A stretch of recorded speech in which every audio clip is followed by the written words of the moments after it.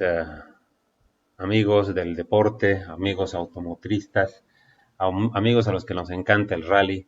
Pues lo prometido lo que dimos la palabra, la promesa es ley. Así que el día de hoy vamos a continuar con este ciclo de charlas acerca de el automovilismo, sobre todo el anexo J, el artículo 253 del Código Deportivo Internacional. Es un anexo que habla sobre el tema de seguridad y para lo cual, y ampliar el tema, tenemos a un gran amigo, Juan Allen Rojo. Juanito, muy buena noche, bienvenido a esta pequeña charla sobre automovilismo. Buenas noches.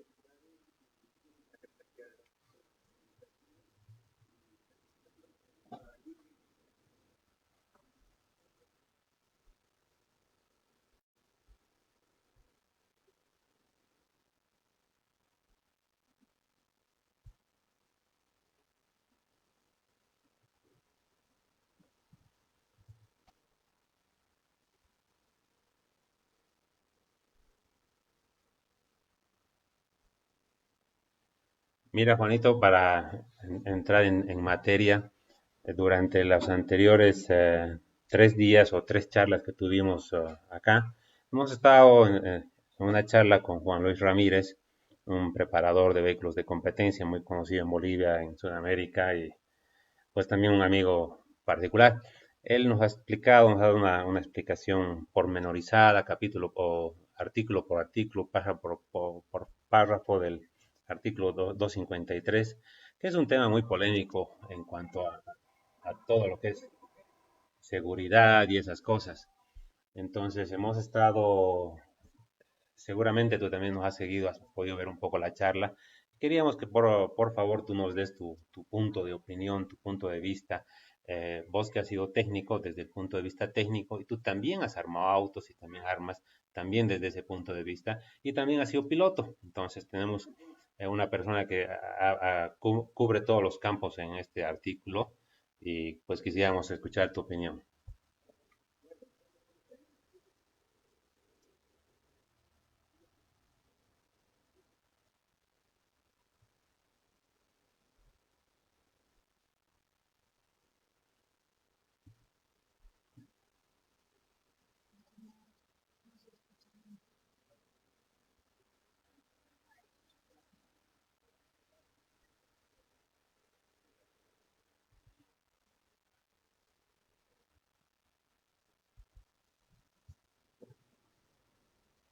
Dependiendo obviamente de los nuevos vehículos y demás, y se va actualizando para podernos dar guías de cómo actuar en cada uno de los modelos y en cada uno de los autos que van saliendo generación tras generación.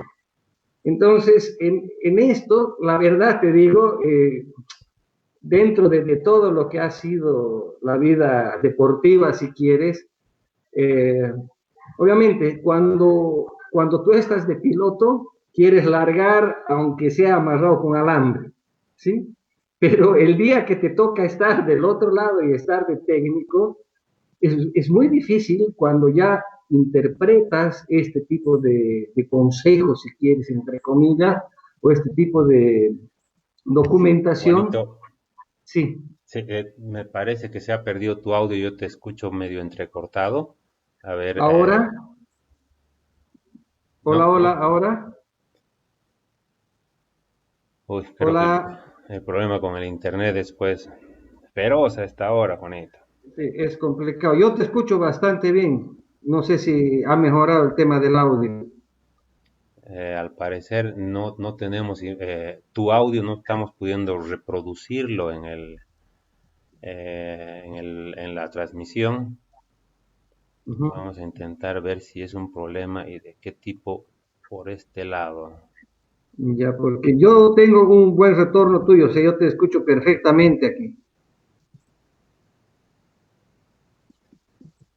Ok, ahora sí, Juanito, tenemos Ahora nuevamente sí. tu... Sí, sí, ahora sí, entonces Bueno, continuamos entonces contigo, por dime favor. hasta dónde me habían escuchado.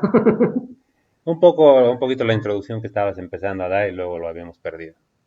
Bueno, entonces decíamos que dentro de todo esto, estos consejos o estas normas que nos da la FIA dentro de lo que es el anexo J, te hacen ver pues un poco la realidad desde todos los puntos de vista. Cuando te decía, cuando eres piloto y estás con toda la adrenalina dentro, quieres largar aunque sea amarrado. Y cuando te toca estar ya de técnico, de la parte responsable de la competencia, empiezas a mirar todos estos detalles que nombran aquí, que normalmente yo te digo porque creo que todos hemos pasado por esto, y esto es una cosa natural.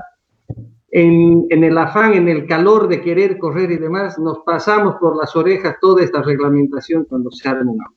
Cuando uno es joven, ¿sí? En la medida que uno va creciendo y se le va cayendo el pelo y todo, creo que vamos aprendiendo y vamos cambiando. Y creo que es una parte natural de la vida del ser humano como tal, y que, bueno, pues, te digo, para mí, siendo y sabiendo de todas las barrabasadas que hemos hecho en jóvenes para poder largar y una cosa y la otra, y después tener que estar fiscalizando y demás, ha sido un reto muy difícil, pero muy lindo a la vez, muy lindo porque uno va transmitiendo las experiencias a la gente, ¿sí? Y obviamente hay gente que le gusta escuchar, hay gente que no escucha y se pasa todo como cuando nosotros éramos jóvenes, lo entiendo perfectamente.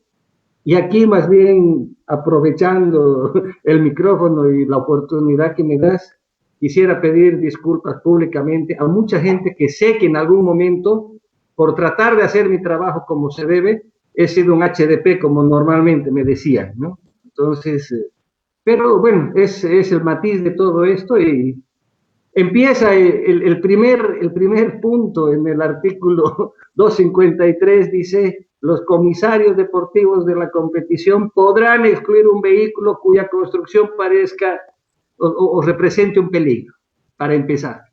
Entonces, a partir de ahí, ya pues uno se pone a pensar en todo lo que ha pasado en la vida, ¿no? Juanito, mira, yo creo que así como hay mucha gente que te ha dicho HDP, como podríamos haberlo dicho, tal vez incluso yo en algún momento, también debe haber mucha gente agradecida cuando el momento de que ha tenido un accidente y previo a ese accidente ha sido corregida, modificada la jaula por alguna observación o por alguna cosa de seguridad, pues sales del accidente y sales ileso y dices, puta, ha sido una suerte que no haya pasado, más Sí, bien me han dicho que cambie, me han dicho esto, entonces también yo creo que hay gente del otro sí, lado, sí, no solamente al lado de los que vemos como malos a los comisarios, más bien también hay de la gente que los ve como salvadores que en algún momento han podido salvar evitar una tragedia una si se tragedia, quiere, correcto, ¿no? Sí, o correcto. sea, es cierto, así como te digo, hay gente con la que, o sea, año tras año hemos sido rudos con muchas cosas, pero dentro de esas anécdotas, por ejemplo, tenemos que una vez en Tarija llega el competidor con el tanque caído y habían amarrado unos bidones dentro de la jaula y las bombas y se salía y estaban saliendo, me acuerdo clarito como ahora, estaban largando y llegan al punto de control del parque cerrado, frenan y el bidón se les da la vuelta y se llenan de gasolina. Wow. ¿No? Entonces le dije, chao, no, les dije que no podían salir, chicos. Empezó a salir la gasolina, obviamente se mojaron con gasolina, les empezó a arder todo y después se acercaron, nos dieron un abrazo y bueno, gracias, don Juan, porque imagínate una chispa en esas condiciones, o sea, son cosas que suceden. O en otra oportunidad, en el rally del Lago Sagrado, lo mismo llega la inspección técnica y se presenta un vehículo el cual tenía todo el mazo de cables que pasa de la parte trasera hacia adelante metido entre el parante B, o sea, que el parante de la puerta del conductor y el arco de San Antonio, el arco central de la jaula, metido en medio. ¿No? Y le digo, esto no puede ir así. Mira, ha sido pelea de como 3, 4 horas que han traído a su técnico, quien armó una jaula especializado en... Pues, le dije, no, joven, no van a largar. Listo. Me traen el cableo por el otro lado. Al final no supe qué hicieron, pero apareció el cableado del otro lado Y de esas cosas de la vida, el segundo día el auto se sale del camino y pega contra una piedra en el zócalo, justamente ahí se meten las dos puertas y se arruga todo el compacto del auto, llega a la jaula y se mueve todo eso. Entonces, imagina, claro, después viene y me dice, tenía razón. Pero bueno, son de esas cosas y esas cosas lindas que tiene el automovilismo, entre los placeres que da este deporte. Y mientras podamos apoyar y hacer que nuestro deporte avance, con todo gusto lo vamos a seguir haciendo. Es una cosa que nos apasiona y mientras corre sangre de aceite y gasolina por las venas, creo que no vamos a parar. Tenemos para largo todavía. Sí, Juanito, realmente las personas que somos tuercas, creo que incluso en el más allá o en el antes también seguramente estábamos metidos en este Sí, mundo sí, del automovilismo. Y definitivo. eh, un poco hablando de las homologaciones de cinturones, de jaulas o Uh -huh. de butacas, de cascos, ¿qué es lo que tú has visto generalmente en los años en todos los años de técnico que has podido observar que la gente hace mal o que deberían hacerlo de acuerdo a qué norma? Mira, definitivamente creo que nuestro deporte adolece de un problema bien serio, ¿sí? Y es un problema de mentalidad. Y lo digo porque todo el mundo invierte un montón de plata en los motores. Y bien me acuerdo cuando estábamos empezando en estos pininos, en alguna ocasión estábamos con don Rolo Basberner, tendría yo unos 14 años más o menos, y don Rolo decía, el auto de carrera no necesita ser el más rápido. El auto de carreras, o sea, el conjunto del auto de carrera es aquel auto que es ligero, que logra su velocidad máxima en el menor tiempo posible, pero así como logra una velocidad máxima, es un auto que tiene que poder frenar, torcer. Porque si tenemos un cañón que no lo podemos manejar, de nada sirve. Entonces, ahí creo que es donde pecamos mucho los bolivianos, sobre todo en este tema, Gary, que invertimos un montón de plata en motores y potenciando el motor y el motor y el motor, y nos olvidamos de todos estos temas fundamentales para empezar de la jaula. ¿Sí? Nadie respeta los dibujos de las jaulas, nadie respeta el artículo 253 con las diferentes fotos que tenemos, el 65, 67, los arcos, cómo debe ser construido una jaula, que básicamente la gente que más o menos ya ha logrado entender, se da cuenta que una jaula bien hecha ayuda al auto a torcer, o sea, mejora la rigidez, mejora un montón de cosas, y obviamente estas jaulas y todo esto ha ido evolucionando de acuerdo a los modelos de los autos, ¿sí? Las jaulas de los finales de los 80, que es cuando nosotros más o menos empezamos a gatear en esto, eran de una manera, eran jaulas empernadas, eran jaulas que no eran tan completas como las que tenemos ahora, pero obviamente ha cambiado el material, han cambiado las soldaduras, ha cambiado todo. Los cinturones, las butacas, o sea, todo ha ido evolucionando y obviamente es para lograr mayor performance. Pero como te digo, no necesariamente el auto que va a ganar es el que tiene el mejor motor. Es un auto bien armado, consistente, que no se rompe, que no se raja, que no se parte. Es un auto fiable para poder manejar. Y obviamente cuanto mejor estructurado y balanceado esté, te va a poder permitir llegar más lejos, ¿no? O sea, no necesariamente ser, como decía, el más rápido, pero tiene que ser el que llega más lejos, ¿no? Claro. Y ahí, obviamente, te digo, gastan un montón de plata en motor, se olvidan de la seguridad, se olvidan de los frenos, se olvidan de ellos, o sea, hemos visto gente largar con unos cascos que realmente parecían de la época de la Segunda Guerra de los nazis, y claro, no se puede. O sea, cuando tú has pasado por todas estas cosas, creo que recién es que valoras y dices, o sea, los que nos hemos pegado fuerte, dijimos, mierda, si no hayamos estado en esas condiciones bien amarrados, ya no estuviéramos aquí contando nada, ¿no es cierto? Y sin embargo, como te digo, dentro de todas las limitaciones de conocimiento, con sentido o sin sentido, ¿ya? Creo que en nuestro deporte han habido muy pocos accidentes trágicos a causa de que las cosas estaban muy mal hechas, ¿sí? Pero te digo, estamos muy lejos de lo que realmente pide el anexo J y sobre todo este artículo 253. ¿Tú crees, Juanito, que, vamos a decir, yo empecé en el automovilismo el año 2003 y yo puedo decir que a partir de cierto año, de cierto momento de mi vida deportiva, el automovilismo cambió y empezó a cambiar de a poco? ¿Tú puedes decir más o menos un momento en los últimos 20 años en el que el automovilismo hizo un quiebre para mejorar, donde ha cambiado en cuanto a vehículos, en cuanto a competencias, en cuanto a todo ese tipo de que se ha marcado una diferencia? Sí, yo creo que más o menos ha sido justamente, ha sido entre el 2003, 2005, creo que es donde ha pegado ese gran salto. Y te digo por qué, porque yo he tenido la suerte de conocer entre las cosas de la marca, porque vos sabes que yo soy Mitsubishi de corazón, ¿sí? Yo he conocido un auto Lancer que fue preparado para correr el rally de Kenia, ¿ya? Y ese auto llegó por el Paraguay, llegó aquí a Santa Cruz.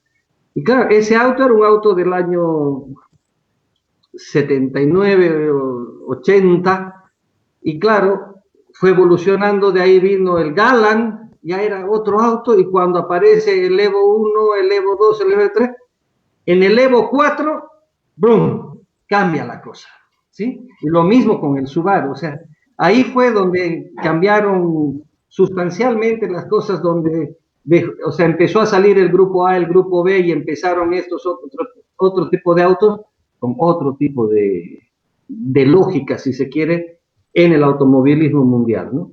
Y a partir de esa época creo que definitivamente es donde se ha empezado a evolucionar, y lo mismo que hoy en día la telecomunicación, la electrónica, los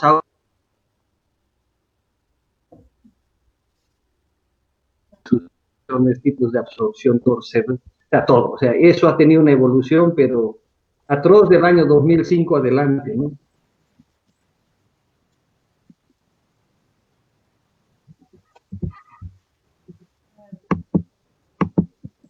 Ya, aló, Juanito. Aló, aló. Sí. Eh, entonces, entre el año 2003 y el año 2005 aproximadamente, ese es un quiebre que la tecnología le ha dado al automovilismo en Bolivia. Junto con esto, ¿tú crees que las autoridades, las federaciones bolivianas han acompañado esta evolución? Las dirigencias, las federaciones departamentales, nacionales, han acompañado al deportista en esta evolución.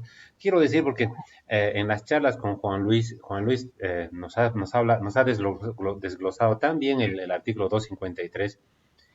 Y yo digo, en el año 2003, cuando yo empecé, si me hubieran informado muchas de estas cosas, o si tal vez muchos de los mecánicos con los que yo me tuve roce ese momento, hubieran estado capacitados, tal vez el automovilismo, tal vez mi persona hubiera hecho otro tipo de representaciones, y ahí es donde digo, hay que reforzar de qué manera, porque yo ando diciendo esto de estas charlas, por ejemplo, o yo decía de que hay que dar seminarios, hay que dar que las autoridades den seminarios en cada departamento sobre la formación que tiene que tener el preparador de autos, el que hace la jaula, el mismo piloto, en cuanto a leer el reglamento, y pues creo que nunca se ha dado.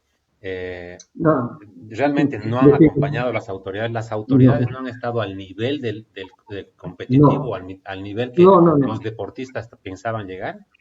para nada, y me incluyo, o sea, te lo digo, me incluyo porque de pronto, bueno, aquí hemos tenido un problema que también creo que algo tiene que ver, y con cierta lógica.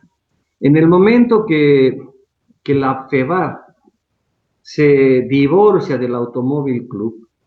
¿Sí? ¿Quién es el poder? El poder deportivo es el Automóvil Club, pero quien hacía las carreras era la FEBAR. Entonces, lamentablemente, ha habido a la FEBAR como tal, que era quien organizaba las carreras. O sea, la FEBAR nació porque estaban descontentos con el Automóvil Club, porque el Automóvil Club no apoyaba a los pilotos, entonces se juntaron entre los pilotos e hicieron la Federación de Automóviles. Bien, entonces, ¿qué es lo que ha pasado? Y te lo digo porque yo lo he vivido en carne propia, ¿sí? Tú ibas a pedir una ficha de homologación, chinga, no había. Entonces era muy difícil poder acceder y obviamente han habido algunos directivos que han estado mucho tiempo en la federación y demás, que tenían acceso a esas cosas, pero jamás las han transmitido.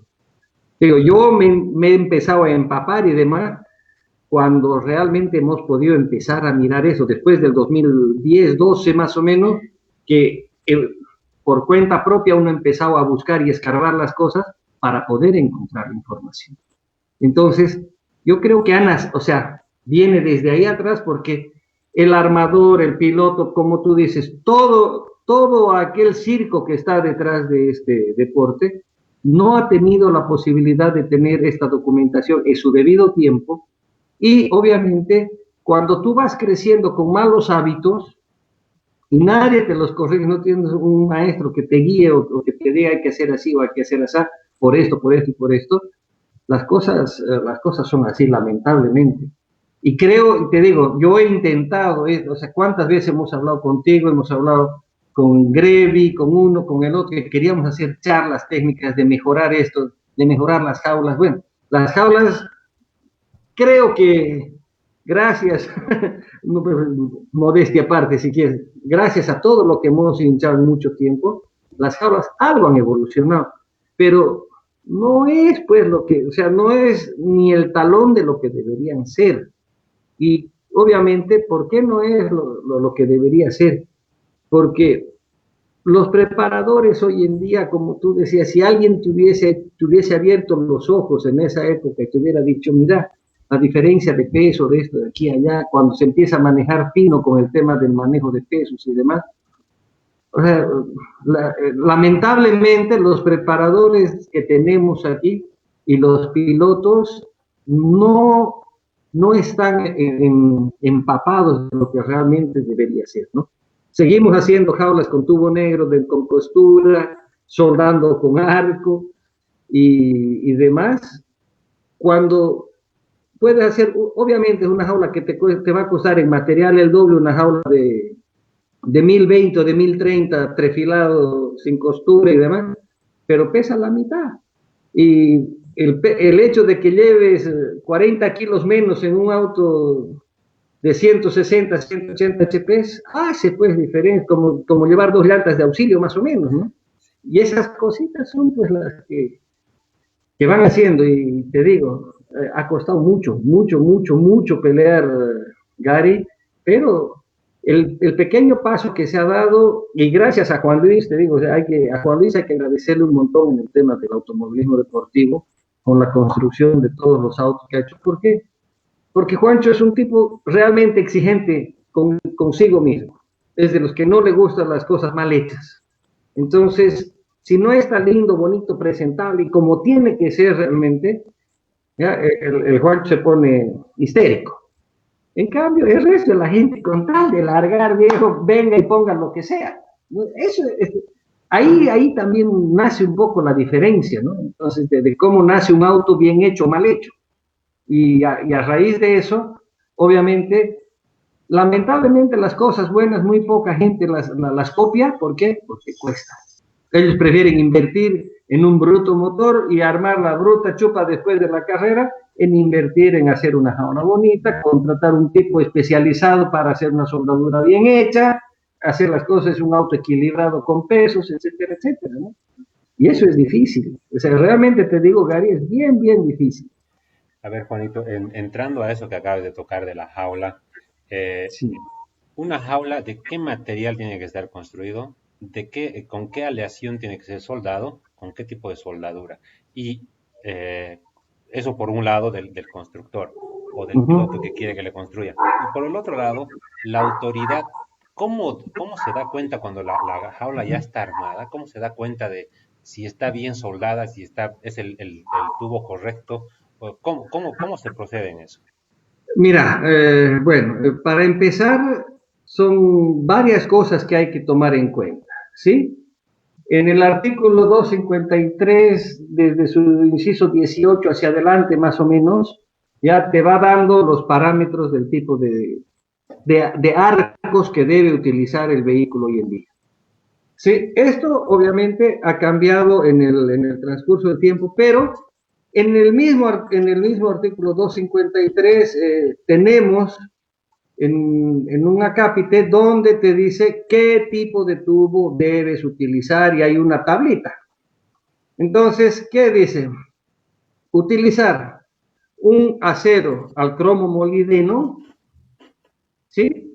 Con un espesor al menos de 40, o sea, dependiendo si vas a hacer el arco principal y los laterales, tiene que ser de 48 milímetros por 2.5 de pared. Y si no, lo vas a subir a 50 milímetros por 2 milímetros de pared. Ahora, en los laterales lo mismo, o sea, las dimensiones que ya las da la FIA, o sea, no necesitamos inventar nada. Pero lamentablemente, esas condiciones, necesitamos un acero al cromo molibdeno o al cromo por lo menos, que tenga un 3% de cromo, un 1020 o un 1030, ¿sí? Que resista 300 a 350 newton por milímetro cuadrado, a empezar. Entonces, ya de ahí prendemos mal, ¿no? O sea, porque aquí no tenemos una empresa de trefilación. ¿Qué es el trefilado? Es aquel proceso que se hace donde se agarra un lingote de acero, se lo calienta, se lo forja y se lo enrosca, o se hace una especie de tubo y se lo mete una máquina y se lo va estirando, estirando, estirando, estirando, estirando, hasta darle la dimensión. Entonces, ¿cuál es la ventaja del acero trefilado sin costura? Es un acero que está lámina sobre lámina, si tú quieres, es más o menos un entorcelado, que es muy resistente a la flexión. Entonces, es un acero que puede doblarse, pero después vuelve, tiene tenacidad. El tubo que nosotros utilizamos, la cañería negra con costura, es hecho completamente diferente, ¿no es cierto? Es hecho de una plancha, obviamente de acero, que la mete en una máquina, la dan vuelta y pasa una máquina y le suelda la costura. Entonces ese tubo soporta menos presión, menos tracción, y en el momento que se dobla, se va a doblar y va a absorber eso. Entonces ahí empezamos mal. Después, el tema de las soldaduras, Mira, para poner un ejemplo, las jaulas que uno compra de equipo para los modelos de autos homologados por la FIA, tú vas y quieres comprar, vas a correr con un auto que tiene una ficha de homologación, tú entras en el auto, encuentras la homologación de la jaula y te dice qué fabricantes de jaula tienen esas jaulas ya homologadas que vienen con etiqueta. Entonces, el fabricante que ha hecho esa jaula ha hecho una prueba de torsión, de tracción, de tensión, de golpe, etcétera, etcétera, etcétera, y obviamente ha ido evolucionando en el tiempo y han ido mejorando los materiales en base a esto que les dice la FIA. Por eso, en algunos casos, por ejemplo, yo cuando estuve en España tuve la suerte de ver la gente que arma las jaulas de equipo. Ellos, el fabricante de la jaula te manda una muestra para que tu soldador haga una soldadura de una unión y tú se las mandas para que ellos hagan las pruebas de tracción. Entonces, si la soldadura pasa la prueba de tracción, esa jaula puede ser homologada si quieres. En cambio, yo te digo, hay muchas veces yo mismo me he puesto a darle puntos de soldadura. El hecho de que uno tenga idea de soldar y tenga más o menos buen pulso, no quiere decir que realmente seas un soldador certificado, porque hay pues miles de cosas por detrás del tema de la soldadura, ¿no? Entonces nosotros seguimos utilizando tubos cañería negra. Es más, el mismo año pasado, el año pasado, todavía entre las Mirandas y Mirandas, como decimos, todavía he encontrado un auto con jaula de cañería galvanizada soldada con arco. Entonces, ponte a pensar, o sea, no tenemos esa conciencia, definitivamente, no tenemos esa conciencia de hacer las cosas como, y de leer, ¿sí? Si bien hoy en día ya no es tanto, pero da demasiada flojera acudir a este diccionario, si quieres, o mataburro, donde uno tiene que leer y decir, esto puedo hacer, esto no. ¿Eh? Entonces, las soldaduras, bueno, cuando hicimos el primer auto para Tomás Barracat, que soldamos la jaula con TIC, por ejemplo, en vez de MIC, ahí hubo una diferencia, pero abismal en el tema de peso, ¿no? Porque en un auto normal te gastas más o menos entre 7 y 9 kilos de soldadura, dependiendo del tipo de refuerzo, cuando utilizas una soldadura MIG. Y sin embargo, en la jaula, con todos los refuerzos y con toda la vaina, hemos gastado 3 tungstenos y hemos gastado casi 900 gramos de soldadura, nada más. ¿Por qué? Porque es la calidad de la soldadura, el tipo de la soldadura, y que realmente eso hace que la diferencia entre una y otra soldadura es abismal en lo que es estructural para cuando viene el impacto, ¿no? Es una cosa que es muy, muy importante. Pero además lo que vos vas diciendo, ahí van 9 kilos que le has restado, más el tipo de material en la jaula, más aquí, más allá, lo que le vas sumando, restando de peso al auto, puedes fácilmente estar compitiendo contra tu similar con 20 o 30 kilos menos. Exactamente, o sea, estás en las mismas igualdad de condiciones, ¿sí? Pero te digo, vamos a hablar del AE 110, 111, así práctico y directo, que es una de las cosas que básicamente es lo que la mayoría de la gente maneja aquí. Una jaula de AE 110, 111 hecha como hacen la mayoría de los jauleros en el país, está pesando alrededor de 92, 95 kilos, dependiendo un poquito de qué tubito más o qué tubo, o si la cañería que compraron era la misma o era china y demás, que varían los espesores y varía ligeramente el peso. Y una jaula hecha con acero 1020 trefilado, traído de la Argentina, pesa 46 kilos, a empezar. Más 8 kilos sacarle de soldadura, es otro tanto. Y vas a largar con el mismo motor, o sea, estás partiendo con 2 llantas y media menos de peso encima. Entonces es mucho más fácil, ¿no es cierto? O sea, te hace más fácil el andar. ¿Mm? Y Sí, esas cosas, dicen, no, que es una vaca. Sí, es una vaca, porque le han puesto una jaula que 40 pesa kilos 120 encima a kilos. diferencia del otro. Exactamente, ¿sí? Y es más, yo me río muchas veces y hay ratos me dan ganas de reír, de llorar o de correr, ya no sé, porque te pones a ver autos y no, pero no le han sacado, no le sacan ni siquiera el tapiz del techo, no le sacan ni siquiera o sea, todo el tapizado interior, entonces son autos que no están ni resueltos. No, no, es que es esta carrerita, lo saco y lo vendo. Entonces, bueno, es parte de nuestra idiosincrasia, es parte de todo lo que realmente somos como, tanto como país como gente, ¿no? Y Juan, esas cosas, acabas de tocar hace un ratito un tema de los vehículos que tienen la jaula homologada para los vehículos homologados que vengan de afuera o uh-huh, que son las empresas que los fabrican. Sabemos que estas jaulas tienen una plaqueta donde dice quién ha sido el fabricante, cuál es el número de la jaula y, si no me equivoco, tal vez puede llegar a tener a qué auto le pertenece. En Bolivia, yo alguna vez había sugerido que se haga ese tipo de cosas, pero esto pasa porque la autoridad homologue al taller que hace las jaulas de competición y que el taller homologue o certifique a su mano de obra, a sus soldadores o a sus dobladores. Y obviamente esto, si bien en una primera instancia puede llegar a ser un trabajo, en el fondo llegaríamos a tener una bitácora, cada fabricante de jaulas, tener una bitácora de qué jaulas ha hecho, en qué año lo hizo, y no sé, si ya el vehículo ha tenido algún accidente o algo así. Y con eso se mejoraría el automovilismo. Yo lo había planteado esto hace muchos años, pero tampoco se hizo. Eh, ¿Qué se necesita como autoridad para llevar adelante esto? ¿Cortar, que ya no se haga o que se haga quienes hacen? He escuchado que en algún momento gente de la federación se ha dado una vuelta por algunos talleres y qué sé yo, a ver cómo hacen el trabajo determinado jaulero. Y pues aparte de eso, nada más.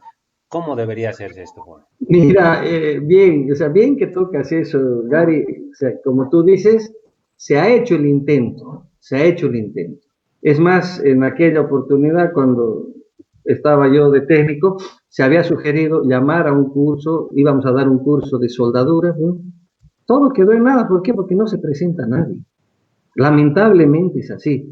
Yo he recorrido, he ido a mirar talleres y demás, a ver uno, el otro, aquí y allá, pero a ver, partamos. Uno, para hacer la homologación de la jaula, yo tengo todavía unos archivos, el otro día buscando encontré ahí del 2014, 2012, 2013, 14. Yo hice desde todas las revisiones técnicas, yo hice un levantamiento de la cantidad de autos que teníamos en el país y de las jaulas observadas y que de todo lo que había que mejorar carrera por carrera, tengo ahí el archivo. Y te digo, tristemente, pasa una, pasan dos, pasan tres. Ya aquel piloto que solamente corre en su departamento y demás, y no le interesan los puntos porque no le da el cuero para ir a correr afuera o a la siguiente carrera nacional, solamente corre en su departamento, entonces se va perdiendo eso. Pero sin embargo, te digo, más del 90% de los autos en lo que vendría a ser la R1 y la R2 tienen unas jaulas que son de terror, de terror. ¿Y cómo podría ser para certificar? Tendría que venir con mi medidor de espesores y mi taladro a perforar la jaula y ver los espesores de los tubos. ¿Sí? Obviamente, tú sabes, para dentro del artículo 253 dice, la costura de la soldadura del tubo debe ser en todo el perímetro del tubo. Sí. Entonces, algunos vivos que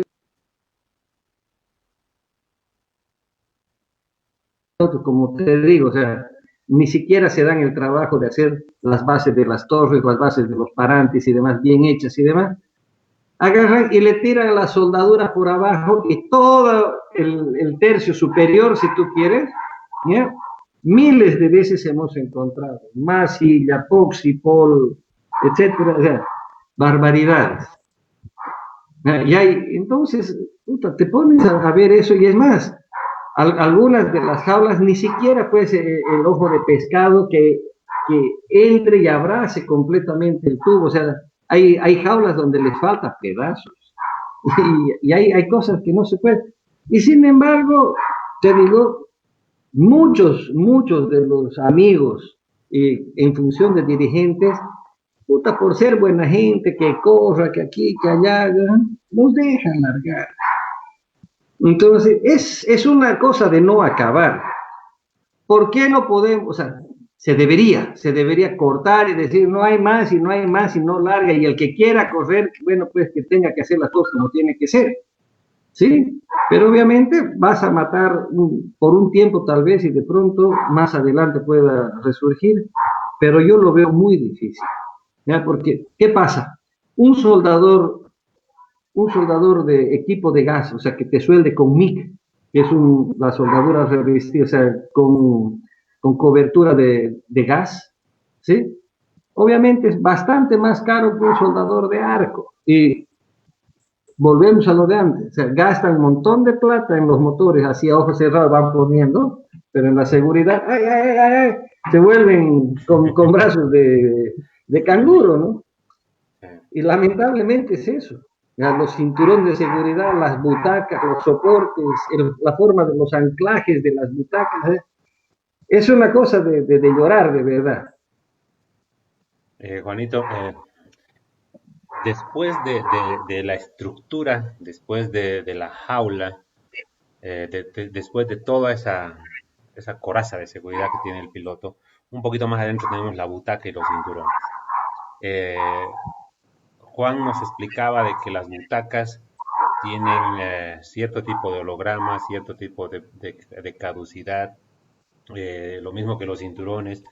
Eh, ¿Cuándo, en tu opinión, cuándo una butaca o un cinturón tiene que ser descartado? ¿Cuándo ya no es Descartado. utilizable? Ya, Sí. ok.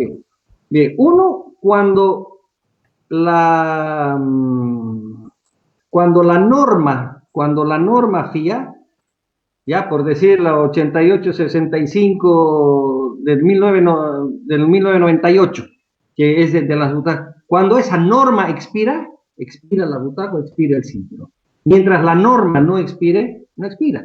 Sin embargo, todos sabemos que los nuevos, en el caso de los cinturones, por ejemplo, un cinturón FIA, homologado FIA con homologación superior a la del 1998, ¿ya? Esos cinturones, si son de los cinturones con anclaje de perilla, esos cinturones duran 5 años, el tejido como tal, siempre y cuando ese tejido no haya estado expuesto al sol, a la fricción y demás. Y en eso es bien importante un tema que le escuché ahí a Juan Luis el otro día, en el tema de cómo anclar los cinturones con respecto a la butaca, ¿sí? La gente, por ignorancia o por desconocimiento de este aparato que es el 253, ¿sí? Nos ha tocado ver que le doblan las orejas del mismo arnés del cinturón, las calientan para doblar, para que no friccione. O sea, se debe desechar un cinturón cuando ha pasado el tiempo de fabricación después de los 5 años. Se puede considerar si es que realmente se encuentra en muy buenas condiciones. Hay gente que pasa la carrera, los desarma, los guarda y los tiene bien en la sombrita, que no les dé. Entonces, hay cinturones que sí pueden. Pero hay cinturones que les da el sol, están estirados, les ha agarrado la lluvia, por estar mal armados todo el sistema de arneses de la butaca, están friccionados, o sea, ya la cinta se ha ido cortando, o sea, se ha cortarrajeado, entonces ese cinturón ya no cubre, ya te salvó una vez, la siguiente temporada ya no te da, entonces el comisario está en la obligación de decir el cinturón, chao. A mí me ha pasado y me ha tocado con el dolor de mi alma tener que ir a sacar la etiqueta cuando Happy tuvo el accidente en Sucre, ¿sí? Happy baja y fue un porrazo bien dado, entonces habían estrenado el cinturón, pero ya con un porrazo de esos no sabes si la siguiente te va. Y me acuerdo la cara de Fabricio, oh, Juan, ustedes son ceros, Son nuevitas, decía. Sí, evidentemente, ya sabes qué, yo digo, ¿cuánto cuesta el cinturón? Pongámosle $700. Hagamos la analogía, que vaya a costar $700, o 1000 si tú quieres. ¿Cuánto cuesta tu vida ahí? Sí. De pronto te salvó esa, ¿sí? Y la próxima, una cosa mucho menor, te puede costar la vida. Entonces, esas son las cosas. Sabemos que puede durar. Oye, yo me acuerdo, hemos corrido con cinturones de estos, de los autos, cosidos con el talabartero de la esquina, con hilo de cáñamo, y así armábamos los arneses. Sí, pero obviamente, los que nos hemos dado porrazo en esa época, se descosturaron. No nos hemos matado de milagro, por eso todavía estamos aquí. Pero no es pues lo mismo, o sea, ya no se anda como se andaba antes, ¿sí? Y obviamente las condiciones de seguridad han cambiado. La butaca, lo mismo. La butaca, todo sistema de fibra, todo tipo de fibra, tiene un tiempo de elongación y dependiendo de las condiciones atmosféricas donde se encuentra, mantiene con mayor o menor facilidad la flexibilidad de la butaca. Una butaca que se reseca ya no es garantía para darte el porrazo, ¿sí? Ahora, bueno, el tema de los hands, por ejemplo. Antes decían, ¿no? Y venían en las cajas de los cinturones, para personas de más de 75 kilos hay que utilizar cinturón de 3 pulgadas. Mira cómo ha cambiado el mundo. Hoy día utilizamos el mismo cinturón, se utiliza los cinturones que se utilizan con Hans, en la parte de atrás donde viene el anclaje del cuello hasta la hombrera, son así delgaditos. Entonces, ha cambiado completamente. O sea, la tecnología de los tejidos, la tecnología de esto, de una cosa y de la otra, todo eso ha cambiado y obviamente esos son pues saltos gigantes hacia adelante. Pero debemos entrar y hacer conciencia, como tú dices, hay que hacer seminarios, hay que moverse. Lamentablemente, las autoridades, y como te digo, en su momento me incluyo, o sea, yo peleé para poder ir y dar los cursos y quedamos en que íbamos a organizar una cosa y la otra, pero al final el tema presupuestos y una y otra no da. Y si uno no está chinchando y haciendo levantamiento de los talleres, quién hace, quién no hace, quién hurga y quién no hurga, es difícil, porque incluso en las fichas, en las plaquetas de la ficha de homologación, o sea, cuando te dan la plaqueta de la jaula para que tú la pongas, ¿sí? Debería estar estampado el nombre del soldador que hizo. ¿Por qué? Porque es lo mismo que en el sistema petrolero, o sea, esas jaulas deberían estar soldadas por soldadores certificados. Y un soldador certificado no es aquel que solamente hace la soldadura bonita y es estética visualmente, ¿no? Es, aparte de eso, tiene que tener el índice de penetración, tiene que tener el acabado, el tipo de gas que has utilizado, etc. Hay miles de cosas. Como te digo, ¿funciona a la manera criolla? Sí funciona, pero no es pues lo más adecuado, ¿no? Querido Juan, mira, aquí en la transmisión tenemos algunas personas que nos están escuchando, algunos están siguiendo, y entre ellos tenemos a Ramón Aguirre, Manuel Lozano, Okay. Félix Competitions, Mirael Gutiérrez, algunos de los que decidieron dejarnos algún comentario. Ahí leo Félix Competition, que es nuestro querido Cachas, Manuel Lozano, armador de vehículos, Ramón Aguirre, si no me equivoco, es alguien el Moncho. el Mocho Monchito que corre en karting en Santa Cruz. Mira, él es un copiloto acá en la ciudad de Cochabamba. Un poquito viendo quiénes están por ahí y tal vez un poquito llamado a la reflexión a ellos, creo que esto no solamente debería partir de la inquietud del piloto, de la inquietud de los técnicos como tu persona, de la inquietud como dirigente de mi persona, también de ellos, de los armadores de vehículos, en reunirse, capacitarse, certificarse y cuando venden su producto, vender un producto certificado con soldadura correcta, con persona que realmente está capacitada y también con una plaqueta que sea la homologada por la federación, que corresponde un número para que se tenga un número correlativo, porque vamos a ver, señor el Cachas, querido Cachas, yo desde que lo conozco, él hace jaulas hasta la historia, hasta el momento debió hacer 1000 jaulas en los últimos 15 años. Yo creo que hay todavía jaulas del primer año, de hace 15 años, que siguen corriendo y jaulas de hace un año que también están corriendo. Pero ya han debido sufrir algún tipo de deterioros y no se lleva una bitácora. Y mismo el constructor no sabe exactamente qué año lo fabricó, si era según una norma, según la siguiente norma, si puede todavía estar vigente o no. Creo que además al hacer esto, tú le puedes poner un plus a tu trabajo. No, Si tú vendes definitivamente. una jaula con homologación por la ADN nacional, es muy diferente a que yo haga una jaula en mi casa. Entonces, la que Claro. viene con el loguito tiene un costo, tiene un valor agregado y obviamente un valor final comercial agregado. No, definitivamente. En eso, por ejemplo, Gary, sería bien, o sea, sería interesante. Dice, en los artículos 8.1 al 8.3, de ahora en adelante, solo aplican para las estructuras de seguridad de coches homologados a partir del 1 de enero del 2017. Para estructuras de seguridad de coches homologados entre el 1 de enero del 2017, ya remitirse al artículo 253.8 del anexo J del 2016. En general, ¿qué dice? La instalación o estructura de seguridad es obligatoria, salvo que indique otra cosa en el reglamento técnico que aplique para ese grupo. ¿Ya? Uno, la jaula debe ser fabricada de acuerdo a los requisitos de los artículos siguientes a partir del artículo 253.8.2. Homologada o certificada por una ADN.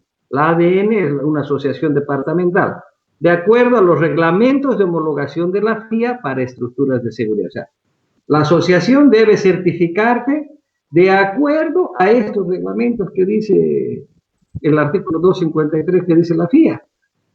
A referirte a esto que vamos a leer aquí. Dice, cualquier estructura de seguridad homologada por un ADN deberá estar identificada de forma individual por una placa de identificación colocada por el constructor que no pueda copiarse ni retirarse, es decir, embutida, grabada, una placa metálica. La placa de identificación debe portar el nombre del constructor, el número de homologación, que eso te lo va a dar una certificación del ADN, y el número de serie único del fabricante. Jaula Cachas 2020, número 1 para Levin, fulano de tal, ese es, y tiene que estar soldado o pegado ahí en la jaula. Debe presentar, ¿por qué piden esto? Porque con el paso de los años, las jaulas han ido evolucionando en materiales y demás. Y es más, cuando un vehículo homologado tiene un accidente o tiene algún daño en una jaula, ya antes venían piezas que te podía proveer el fabricante para que tú cambiaras. Pero hoy en día es muy difícil. ¿Por qué? Porque la evolución, los tubos, los componentes químicos, los componentes de los aceros, las aleaciones, van cambiando constantemente. Entonces, una con la otra no se puede mezclar. Yo he visto jaulas aquí que utilizan acero 1020 o 1030 refilado o con costura, con otro tipo, con cañería negra, todo mezclado. Y eso es otro pecado, ¿no? Bien, sigamos. Dice, se debe presentar a los comisarios técnicos de la competición una copia original del documento o certificado de homologación de aprobación de la ADN y firmado por los técnicos cualificados que representen al fabricante. ¿Sí? O sea, si lo va a hacer Félix Competition, tendría que firmar él y responsabilizarse por todo lo que pasa ahí. En un caso de accidente debería responsabilizarse él. Dice, homologada por la FIA de acuerdo a los reglamentos de homologación FIA para estructuras de seguridad.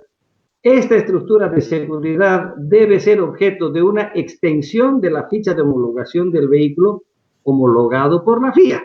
¿Qué quiere decir eso? Que si tú estás corriendo en un vehículo que es homologado para correr rally por la FIA, ese vehículo tiene en una extensión, tiene el diseño, las características y todos los demás tucuimas que debe tener esa jaula. Y esa jaula tiene que tener esa certificación que dice la FIA. Dice, la identificación del fabricante debe estar especificada en la extensión. O sea, ¿qué jaula estoy utilizando? La OMP, lo que tú quieras. Aquí está. ¿Sí? Los compradores deben recibir un certificado numerado correspondiente a la misma. Para los siguientes vehículos, la estructura debe estar obligatoriamente homologada por la FIA. Variante BR5, los Car Kit Super 1600, la variante Kit Super 2000, variante Kit Super 2000 Rally, variante World Rally Car. Toda modificación de una estructura de seguridad homologada o certificada está prohibida. Es lo que te decía hace un momento. O sea, si tú estás armando una jaula que viene con ficha de homologación y es una jaula homologada, tú no la puedes modificar. No puedes ni añadirle, ni cambiarle, ni ponerle otro tubo en otra posición que no sea en la cual vino. Será considerado como modificación cualquier proceso sobre la estructura por medio de mecanizado o soldadura que implique una modificación permanente del material o de la estructura de seguridad. Cualquier reparación de una estructura de seguridad dañará tras un accidente, debe llevarse a cabo por el fabricante de la estructura con su aprobación. ¿Qué es lo que pasa? Has tenido un accidente, se ha chambergado, se ha doblado el auto, tiene que ir a mirar qué es lo que ha pasado con esa estructura. ¿Sí? Los tubos de las estructuras de seguridad no deben transportar fluidos ni ninguna otra cosa. Las estructuras de seguridad no deben dificultar la entrada o salida del piloto o copiloto. En el habitáculo está prohibido llevar los siguientes elementos entre los miembros laterales de la carrocería y de la estructura de seguridad. Cables eléctricos, lo que te comenté al empezar la charla. Conductos que lleven fluidos, excepto el conducto de líquido de limpiaparabrisas. Se puede poner el de limpiaparabrisas de pronto sujetado en el parante, ¿sí? Conductos del sistema de extinción. No se pueden poner sujetados en la jaula los conductos de extinción. Los elementos de la estructura podrán ocupar un espacio para los ocupantes atravesando el salpicadero y los revestimientos.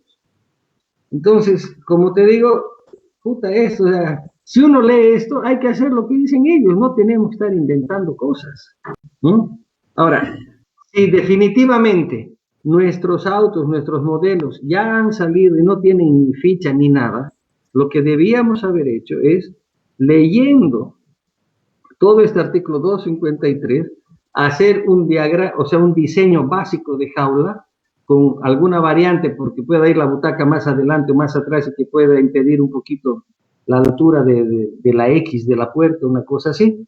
Pero más de eso no se debería poder, ¿no? Entonces, hay tres cosas que han estado cambiando y es así como dice esto, lamentablemente. ¿De la otra manera funciona? Sí, corremos, pero no sabemos hasta dónde nos va a aguantar el día que nos revolcamos, ¿no?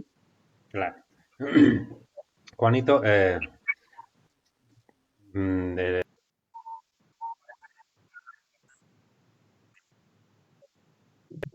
Sí. Amablemente él nos comparte estas transmisiones en sus páginas deportivas. También allá nos saluda Vico Uribe y creo Gracias, que un poquito de la idea de esto a muchos corredores, a muchos preparadores. Yo creo que es un poquito productivo de aquello que habíamos hablado también al principio de cómo empezamos a cambiar, de qué manera queremos cambiar, qué impulso le damos para cambiar o para mejorar. La idea es siempre mejorar, no ir para atrás. Entonces, en ese afán, creo que lo estamos haciendo bien y quisiera, antes de concluir la charla del día de hoy, nos hagas un resumen y un llamado hacia, ¿qué tú le aconsejarías a un preparador? ¿Qué le aconsejarías a un piloto? Y ¿qué otros temas quisieras que lo toquemos y cuándo también nos puedes acompañar? Bueno, o sea, básicamente es lo que te digo. La idea del automovilismo es seguir hacia adelante, ¿sí? El automovilismo en nuestro medio es un deporte de pasión, digo, y es por esa pasión, es que empezamos todo y después de 30 y pico años seguimos aquí hablando de esto, ¿sí? Entonces, básicamente lo que tenemos que hacer es empezar a trabajar con las ADN, si quieres, con las asociaciones. Había todo el plan este que se dejó en aquella oportunidad en la federación de hacer las capacitaciones por ciudad, o sea, que cada ciudad convoque un fin de semana a sus técnicos, a sus pilotos, a quienes quieran escuchar este tipo de charla, obviamente interpretando cada uno de los artículos del anexo J y poder, como te digo, puede ser, ¿por qué el tema de la categorización? O sea, la categorización, los autos no siguen, o sea, si nosotros miramos los modelos que van saliendo año tras año por todos los fabricantes y con la inclusión de los autos chinos hoy en día, vamos a ver de que tenemos un avance y no podemos seguir nosotros aletargados con autos de hace 20 años. ¿Sí? Ha ido cambiando mucho. Puede que aquellos autos sean mucho mejor que los de hoy en tema de estructura. No me animo a decir que no. ¿Sí? Que puede soportar un golpe, sí, porque las planchas son más gruesas y demás. Pero necesitamos hacer este tipo de cosas y sobre esto ir preparando tanto a técnicos como preparadores en cada asociación. ¿sí? Se había hecho ese plan donde se tenía que ir un fin de semana a una ciudad, al otro, o a los 2 fines de semana a la otra, que se junten 5, 10, 15 preparadores, el que hace las jaulas, ir hablando de esto, por qué esto sí, por qué esto no, por qué. Siempre es bueno escuchar el sentimiento de quien está del otro lado, y es lo que te decía. Los que hemos estado en ambos lados, es difícil andar pues, en esa cuerda, pero tenemos que tener una línea, ¿sí? Y con las ganas de volver a sentarme algún día en una butaca y pisarle fierro, estamos tratando de hacer las cosas de una mejor manera. Las fabricaciones de los nuevos vehículos que estamos haciendo en este momento, la estamos haciendo con toda la seriedad y con toda la convicción de que tenemos que aplicar todo esto. ¿Por qué? Porque ese es para bien nuestro. Entonces, todo intento que se haga para poder llevar y mejorar el automovilismo, siempre va a ser bienvenido. Siempre, siempre va a ser bienvenido. Porque, como siempre se dice, no hay peor gestión que la que no se hace. Nunca puedes saber si el resultado fue bueno o malo si nunca lo hiciste. No sabes qué es lo que es quemarte porque nunca probaste lo que es meter la mano al fuego. Y tenemos que mejorar. Definitivamente, en el caso de Miguel en Sucre, que siempre anda apoyando y pechando por el automovilismo, que es un tuerca empedernido, él ha sido testigo algún año de cuando nosotros estamos en la revisión, toca revisar más de 100 y tantos autos, y te digo, nos ha tocado enfrentarnos contra cada cosa y eso es lo que a uno lo lleva a prepararse, a leer, a seguir investigando para ir mejorando.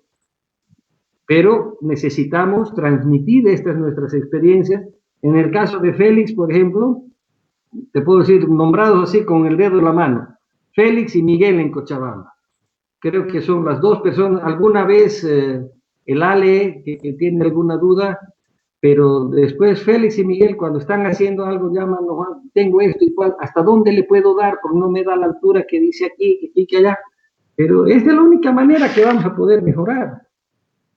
No hay otra. O sea, hay que seguir y hay que organizar y hay que ver y habrá que hablar con las siguientes directivas y bueno, de que salgamos de esta tenemos que retomar de una u otra manera porque esto no se puede quedar ahí, esto tiene que seguir mejorando y tenemos que seguir mejorando en el tema, a ver si mañana podemos hablar algo de extinción y específico del tema de extintores y entrar un poquitito más en lo que son los materiales del alambre, de la soldadura, por qué un alambre sí, un alambre no, qué es la TIC, qué es la MIC, cuál es el beneficio. Entrar un poco más a la parte técnica de esas cosas, lo mismo al tema de los extintores, que es un poquito de cultura general de la parte técnica, pero que sí nos ayuda y nos hace mirar las cosas con diferente ojo cuando sabes lo que estás haciendo, ¿no? Juancho, creo que no hay mejor escuela que el ejemplo. Así que tú has tocado un punto de los autos que estás armando. ¿Cómo se llama el taller? ¿Dónde te ubica la gente que te puede escuchar? ¿Dónde te ubica? ¿Qué auto estás armando? O sea, un poquito el currículum que tiene Juan. Oye, mira, en este momento, tú sabes, yo trabajo para una empresa, o sea, soy gerente técnico de Autocorporación Cercoa, soy gerente técnico de Great Wall y de Jabal. Pero mi vicio y mi pasión son los fierros. Y en el patio trasero de mi casa estoy armando un buggy, un biplaza, que viene con motor central, viene motor Mitsubishi al medio, caja de Subaru atrás, por tema de compartición de peso.